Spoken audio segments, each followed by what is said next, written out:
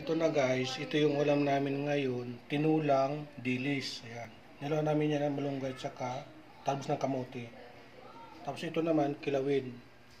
Halo naman ito guys.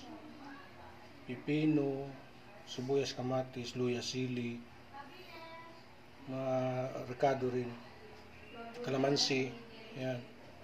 Ito yung ulam namin ngayon. Menu namin for today. Ulam. Dalawa to kasi, ang dilis ginawa ng tinula at kilawin na dilis. Ayan, sarap. Sarap na ito guys. Kami talaga yung nagluluto para safety kami sa pagkain namin.